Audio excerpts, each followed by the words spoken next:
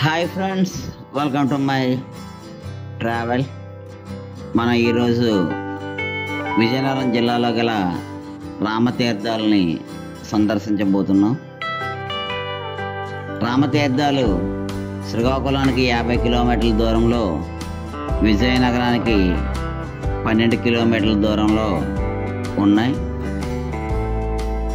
వైజాగ్ నుండి వచ్చే వాళ్ళు ట్రైన్లో వస్తే నెల్లిమర్ల స్టేషన్లో దిగితే సరిపోతుంది. ఈ రామతీర్థాలు అనేది చారిత్రక ప్రసిద్ధి చెందిన ప్రాంతము. జైనులు, బుద్ధులు ఈ ప్రాంతంలో కూడా ఉండేవారని కొన్ని చారిత్రక ఆధారాలు ఇక్కడ మనం చూడవచ్చు. ఇప్పుడు మనం చూసిన కొండని బోధికొండ అని పిలుస్తారు. ఈ కొండ మీద కోదండరామ దేవాలయం ఉంది. దిగువన ఉండే ప్రాంతంలో ఉండే మందిరాన్ని మనం ఇప్పుడు చూస్తున్నాం. కొండ మీద గల ప్రాంతాన్ని, ఆ మందిర పరిసరాలని మన తర్వాత వీడియోలో చూస్తాం. ఈ దేవాలయం చాలా చారిత్రక ప్రసిద్ధిగాంచింది. ఈ దేవాలయాన్ని 16వ శతాబ్దంలో అప్పటి విజయనగర మహారాజైన శ్రీ పూసపాటి సీతారామచంద్ర గజపతి మహారాజు నిర్మించారని ప్రతీతి.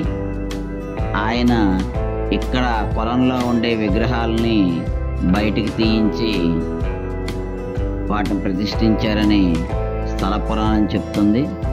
అయితే ఇక్కడ ఉండే ఈ విగ్రహాలు ద్వాపర యుగంలో పాండవులు ఈ ప్రాంతంలో అరణ్యవాసం చేసేటప్పుడు శ్రీకృష్ణ పరమాత్మ స్వయంగా ఇచ్చిన విగ్రహాలని, వాటిని అప్పుడు ఒక భక్తుడు ఈ కొలంలో భద్రపరచగా మహారాజు వారు వాటిని తీయించి ఇప్పుడు ఇక్కడ ప్రతిష్ఠించారని స్థల పురాణం చెప్తూ ఉంది.